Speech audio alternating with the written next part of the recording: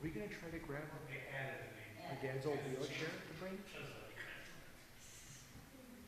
Do you want to bring it just in?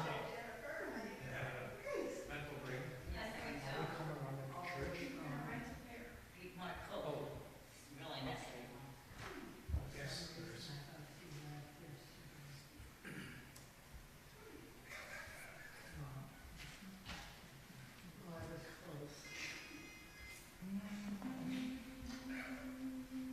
Give me the Bible, star of gladness gleaming, to cheer the wanderer, known in tempest tossed. No storm can hide that radiance peaceful beaming, since Jesus came to seek and save the lost. Give me the Bible, holy message shining, thy light shall guide me in the narrow way. Precept and promise, law and love combining, till night shall vanish in eternal day. Give me the Bible when my heart is broken, when sin and grief have filled my soul with fear. Give me the precious words by Jesus spoken, hold up faith's lamp to show my Savior near. Give me the Bible, holy message shining, thy light shall guide me in the narrow way. Precept and promise, law and love combining, till night shall vanish in eternal day. Give me the Bible, lamp of life immortal, hold up that splendor, hiding open grave. Show me the light from heaven's shining portal, show me the glory gilding Jordan's wave. Give me the Bible, holy message shining, thy light shall guide me in the narrow way. Precept and promise, law and love combining, till night shall vanish in eternal day.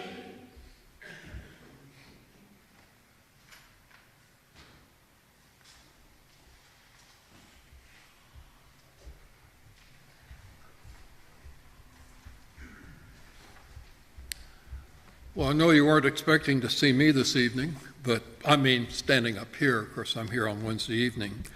But Brother Ramazetti asked me if I would fill in tonight. He's gone to Michigan for the day, and I told him I would. And we're going to begin our last chapter in our book, Studying Sin Seriously. And that begins on page 119 in your book. If you notice in those pages that follow, the author writes about the reality of hell and what hell is like. I'm not going to try to cover the material that Brother Ramazetti would cover. Rather, I'd like for us to look at some concepts, especially pertaining to hell, with the description of what hell is like, that oftentimes we just do not study. I find one passage that is very helpful is found in Luke chapter 12. And we're going to be reading in just a moment verses 42 through 48. But I want you to notice that the entire chapter in some way is associated with hell and the description of it, and we don't really study it from that standpoint very often. First of all, let's read verses 1 through 7 that really sets up the chapter for us. It reads, "In the meantime, when an innumerable multitude of people had gathered together so that they trampled one another, he began to say to his disciples, 'First of all, Beware of the leaven of the Pharisees, which is hypocrisy. For there is nothing covered that will not be revealed, nor hidden that will not be known. Therefore, whatever you have spoken in the dark will be heard in the light, and what you have spoken in the ear in the inner rooms will be proclaimed on the housetops. Obviously telling us that nothing's hidden from God, and all is going to be revealed. Now notice what he goes on to say in verse 4. And I say to you, my friends, do not be afraid of those who kill the body, and after that have no more that they can do.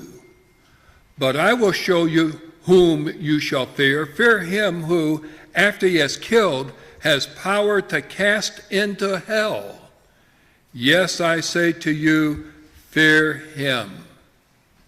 And if you outline the rest of the chapter, you find that each of these sections expands upon what he says right here. For instance, he goes on in verses 8 through 12 to warn about the destiny of those who denied Jesus and the sin against the Holy Spirit. Just so happens last week we had that discussion on the sin against the Holy Spirit and what it meant that sin would not be forgiven. But then he goes on, as you continue in the chapter, in verses 13 through 21, he warns against laying up treasures on earth when confronted with an inheritance dispute and of the destiny of a foolish farmer. It's expressed in a parable, isn't it? We know it's the parable of the foolish farmer. And all again, this is to illustrate the choices that we make between righteousness and unrighteousness, basically between heaven and hell. And then he says, rather one must seek the kingdom first, verses 22 through 24. And then he warns about the status of faithful and unfaithful servants.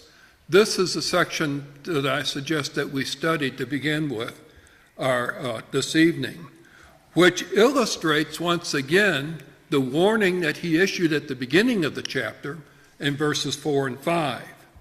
Let's read verses 4 and 5 once again.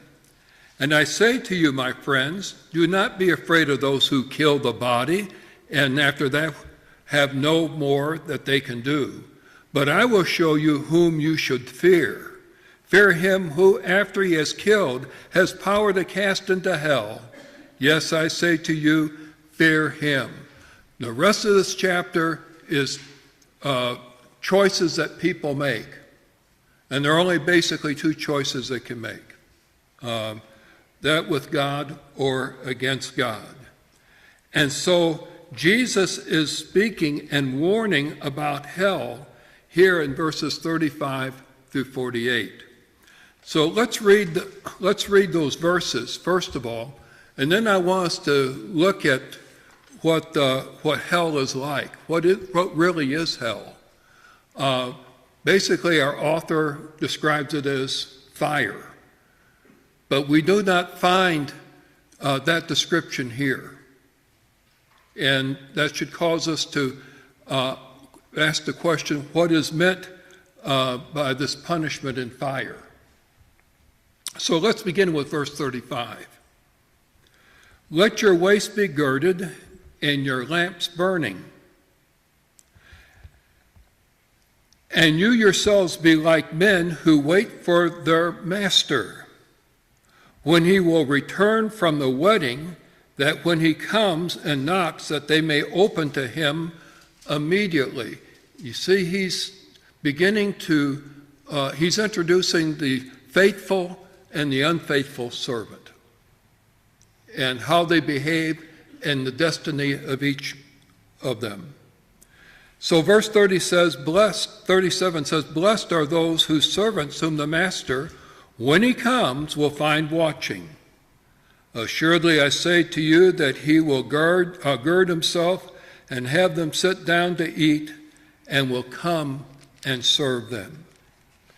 And if he should come in the second watch, or come in the third watch, and find them so, blessed are those servants. In other words, those servants are waiting, they are prepared, they've been doing the master's will.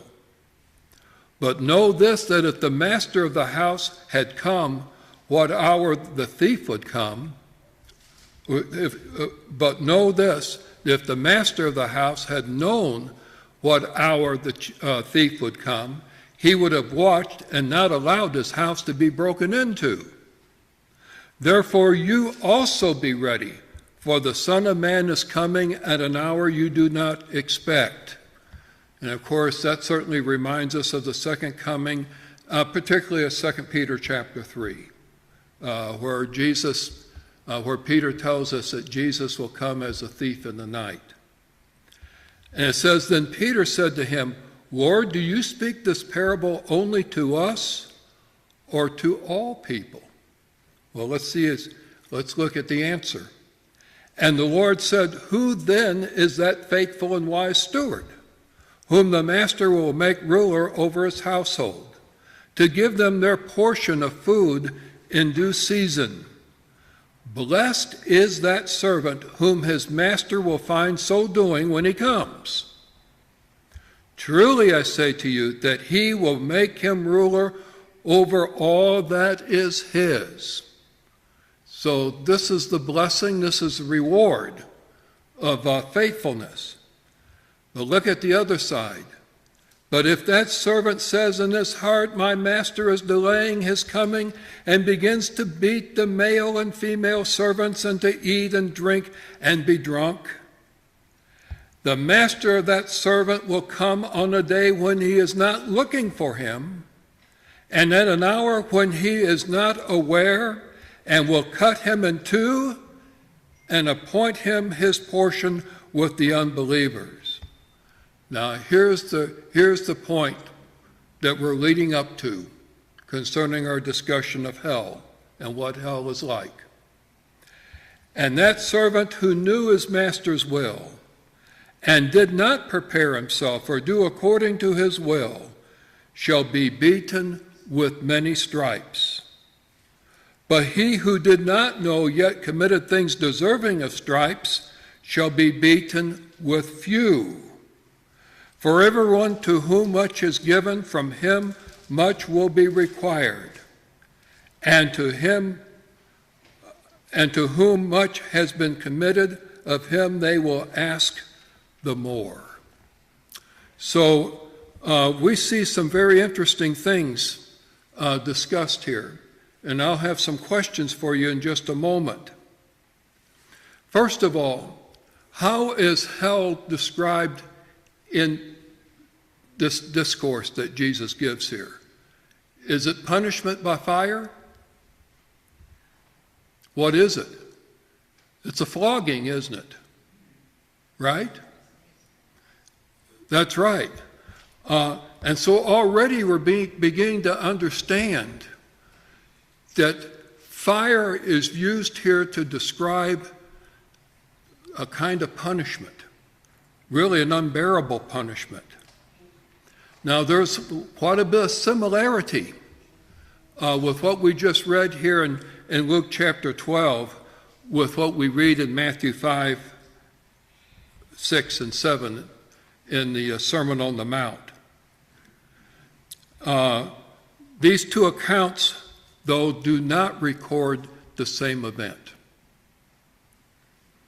Matthew 5 through 7, as we know, as a Sermon on the Mount, occurred early in Jesus' public ministry. In fact, this was part of his great Galilean ministry. But where are we in Luke chapter 12? We're in the later Judean ministry. Jesus is working the closing weeks of his ministry in Judea. And so what we see here is what the very things that Jesus spoke to the people of Galilee, that section to the far north, is the same message that needs to be spoken to the residents of Judea. As a helpful point of reference in Luke's gospel, the Galilean ministry began right after Jesus' baptism. Now we're going to stay on Luke for just a moment. Go back to chapter 4 of Luke's gospel. Sometimes people say, well, this is all referring to the same thing. Really, it's not.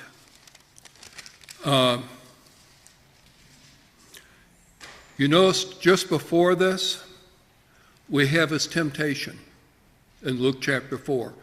By the way, you have the same situation in Matthew chapter 4, the temptation of Jesus. And if you begin with verse 12, you can see how that temptation, at least the record of that temptation, ends here in Luke 4. Look at verse 12. And Jesus answered and said to him, that is to Satan, it has been said, you shall not tempt the Lord your God. And when the devil had ended every temptation, he departed from him until an opportune time. Then Jesus returned in the power of the Spirit. Where does he go? He goes to Galilee. And news of him went out through all the surrounding region. And he taught in their synagogues, being glorified by all. Now compare this with what you find in Matthew's gospel, Matthew chapter 4. And you begin to see the picture here. I'm trying to help you see the context in which this is found. And there's a reason given in Matthew chapter 4. Again, let's begin with verse 10. Once again, we're reading the closing verses of the temptation of Jesus. Matthew 4 and verse 10, then Jesus said to him, away with you, Satan, for it is written, you shall worship the Lord your God, and him only you shall serve. Then the devil left him, and behold, angels came and ministered to him. Now look at verse 12. And when Jesus heard that John had been put in prison, he departed to Galilee. Now, where did the temptation take place? Where did Jesus' temptation take place? Wilderness. What wilderness? Look at chapter 1 and verse 1. Chapter 3, rather. Chapter 3 and verse 1. Who would like to read that for us? In those days, John the Baptist began preaching in the wilderness of Judea. In Judea. And what has Jesus learned about John? He's been arrested, hasn't he? Judea is a very unfriendly location to be preaching his gospel. So where does he spend most of his preaching career?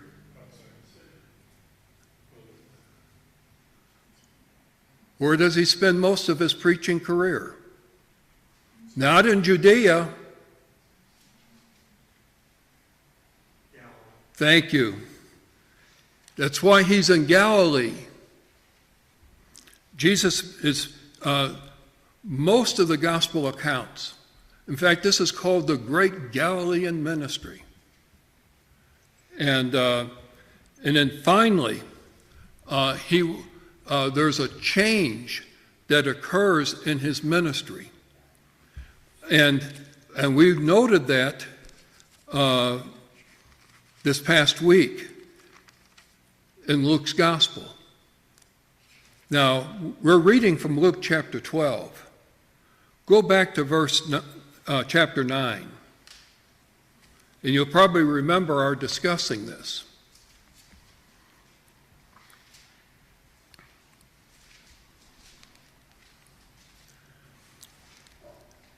He has been in the Galilean ministry all this time. Now, I'll give you some. There are certain breaks. He does go to Jerusalem, but only briefly. But most of his ministry is in Galilee. Now look at verse 51. You remember when we studied this? It says, now it came to pass when the time had come for him to be received up, that he steadily set his face to go to Jerusalem. Where's Jerusalem? I can't understand when you all talk at the same time. Where is Jerusalem? In Judea. See, he's been out of Judea. And what's happening with Luke's gospel from here all the way to the end of chapter 24? He's making his way to Judea. He'll get there. He'll come back a little bit, but then he continues on because his public ministry, for the most part, is over by now. He's setting himself for going to Jerusalem to die, to be betrayed. His whole focus, his whole mindset has now changed. That's why I said this. Remember, I said this verse is sort of like the continental divide. Everything on this side goes one way, everything on the other side goes in this direction. Well, you're seeing it right here concerning the ministry of Jesus. And so Matthew also says that Jesus' ministry began in Galilee. We saw that in chapter 4 and verse 12. But first, he does go to Jerusalem. And only John pretty much records this for us. In John, beginning with John 1:19, going through John 4 and verse 45. And of course, in those verses, Jesus is there and he cleanses the temple. And as he's making his way to Galilee, he's in Samaria, isn't he? And who does he encounter in Samaria?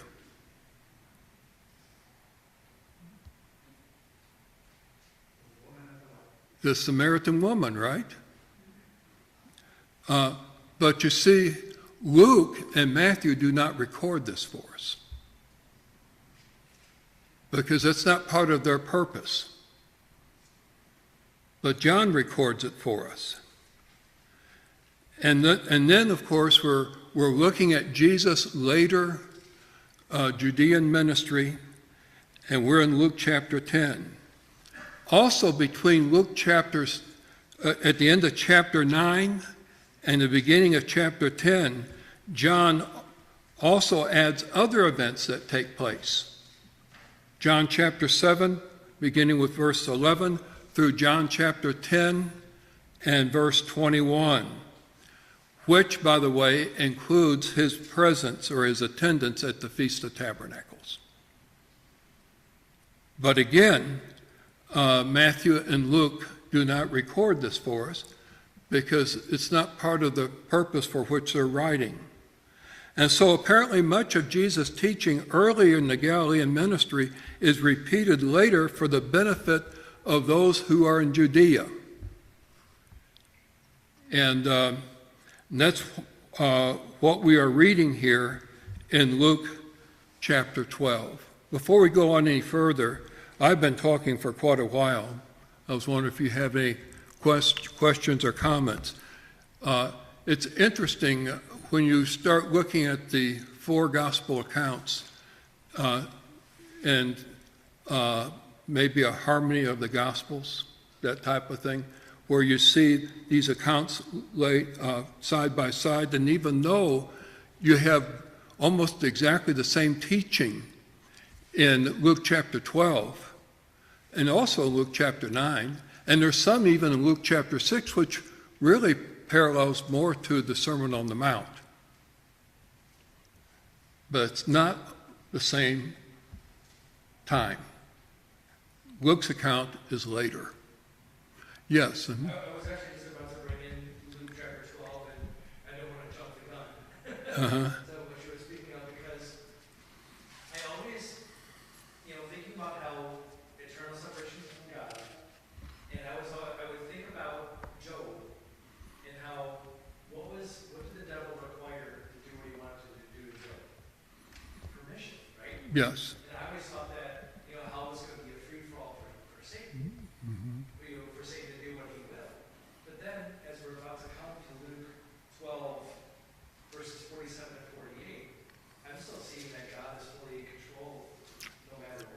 He is in control.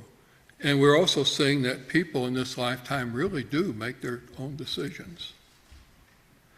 That's why all through this chapter, we're talking about Luke chapter 12, he's giving parables and he's given the challenge. No, the choice is yours. You say, well, I can't believe that God would assign somebody forever in hell. Well, that's your choice. But the nature of the choice and the result of what we're talking about, what hell is like, we need to look at very carefully, because and Brother Winkler does a wonderful job in this chapter. I'm not being critical of him at all. And a lot of the points he makes, Brother Ramazetti will cover with you.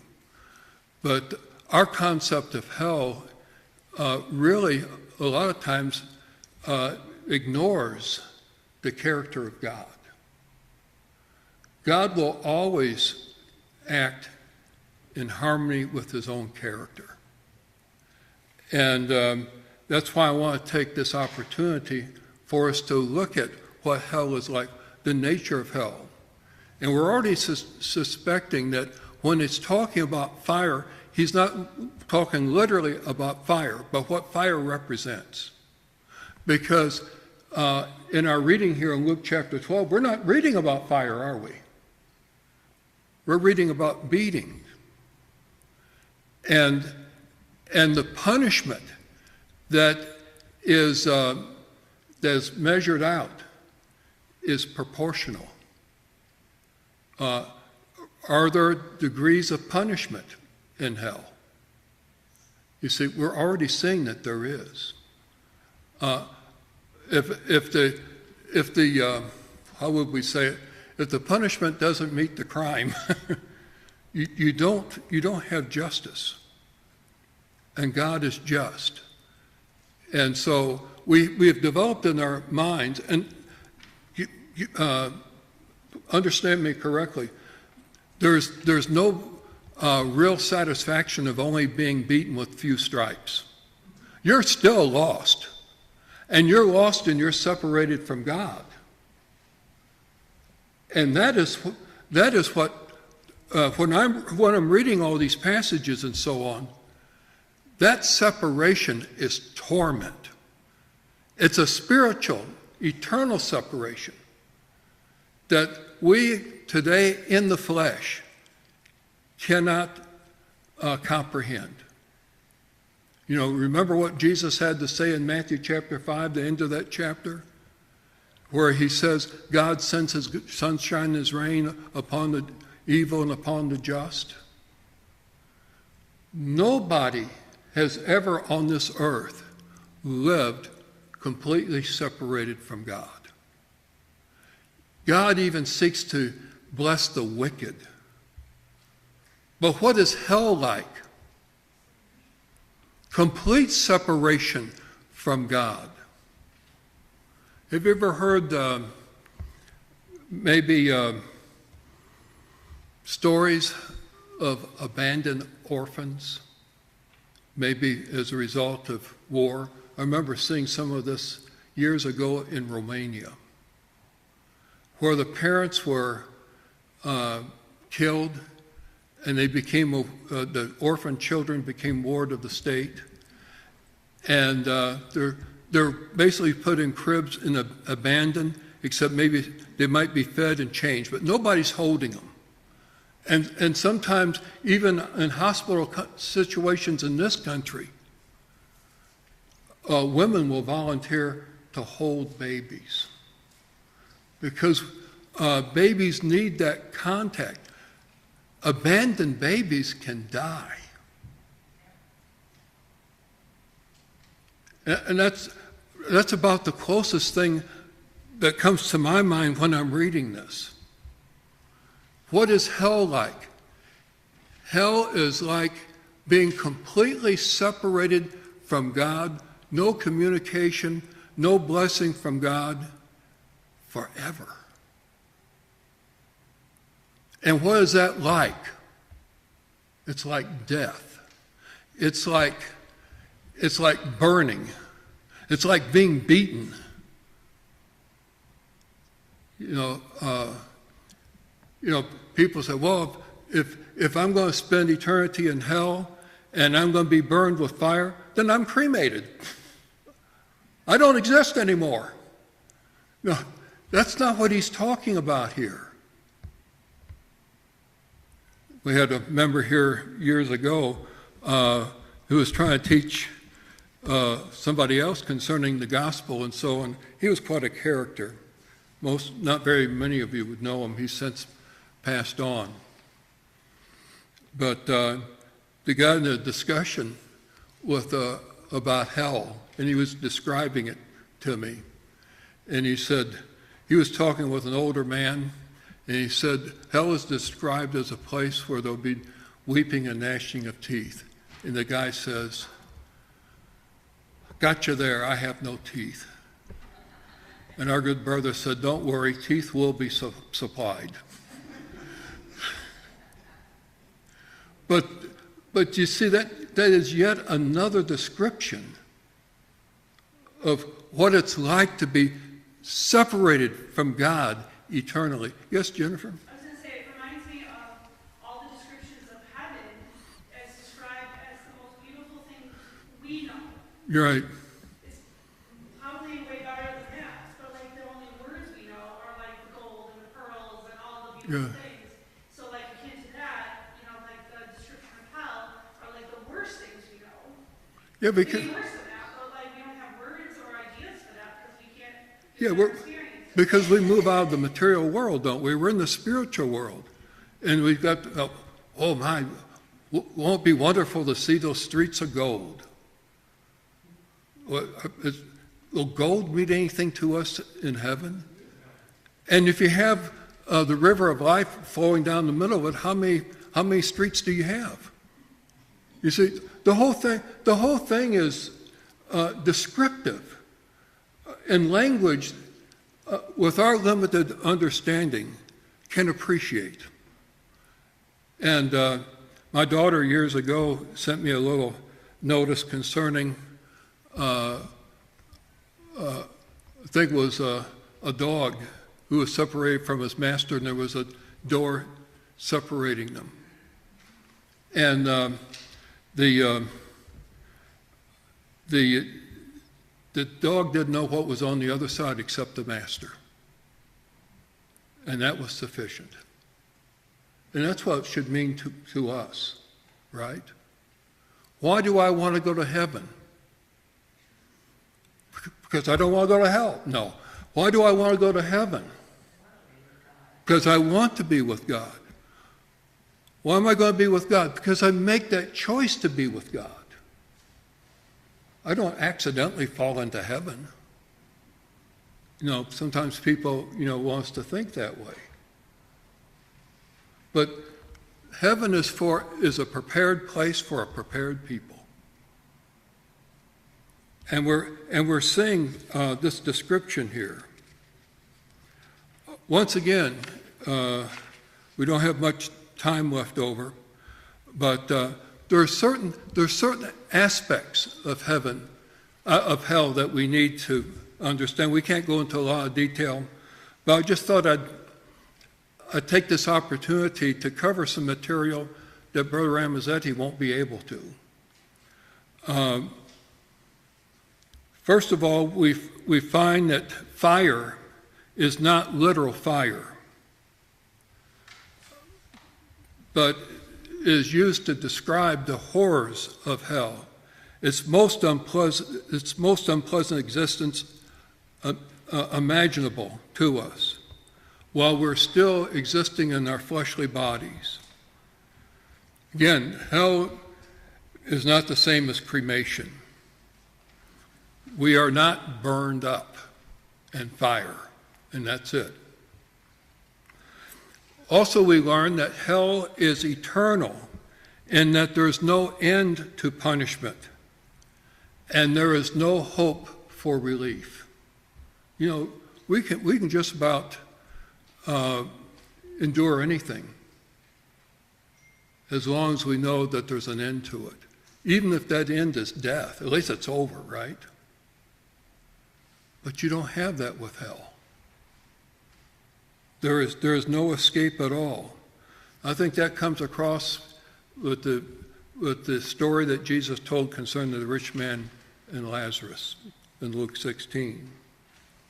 We also see that God's judgments and punishment are both fair, for they are measured by few and many stripes. And again, don't take comfort that, oh, I'm only going to get few stripes. You're still going to be out of the immediate presence of God. The point here is that these descriptions impress upon us the enormity of sin. And that's why this chapter is in our book. We laugh at sin in our society. We make fun of it. Make light of it. But sin is not a laughing matter. Sin has serious consequences because sin is serious. Sin, after all, is what separated us from God to begin with.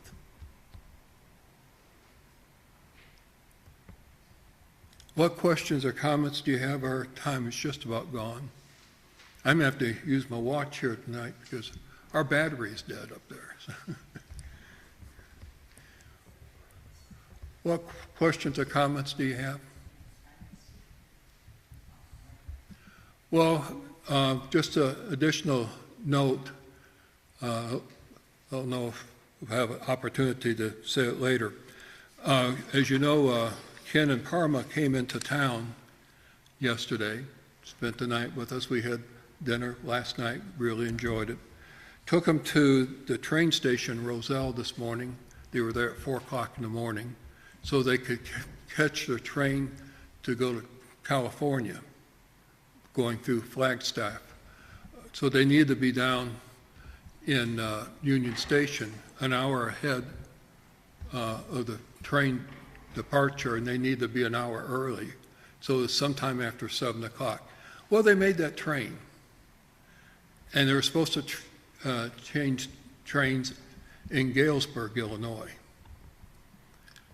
And I got a text from Ken, I guess it was, that they're sending them back to Chicago. They're on their way back. A couple of hours ago, she said, yeah, we're on our way back, but we've been sidetracked. And so we're still 2 or 3 hours out of Chicago. And they're just sitting there. And they're just sitting there because, you know, freight trains and so. And tonight on World News Tonight, they had, I never heard of the little town of Monmouth. Yeah, Monmouth, which is just a few miles west of Galesburg. Winds turned over a freight train. That's why they can't go any further. Yeah, oh yeah, they had tornadoes down there too, yeah. That's what they're going to find out. Now, you know, they do this for each of their grandchildren. Do they have with them asthma? Yes, Aslan. They have Aslan with them. And they do this as each of their grandchildren graduate from high school.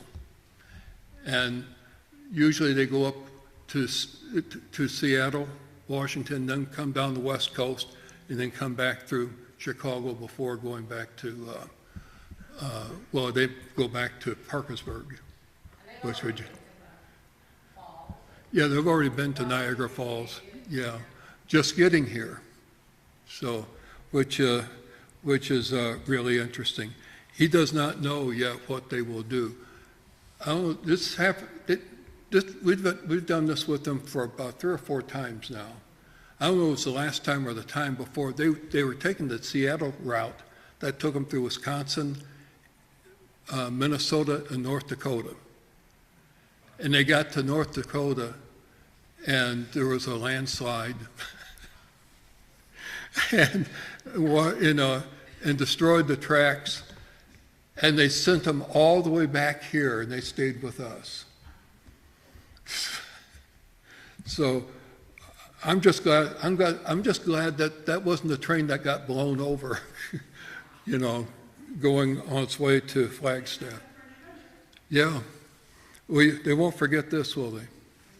So I thought you'd like to know. They should be with us sometime later this evening because they still have to come from Union Station out to Roselle. So very interesting. Well, I guess we're through with the class. We can turn off the YouTube, and we have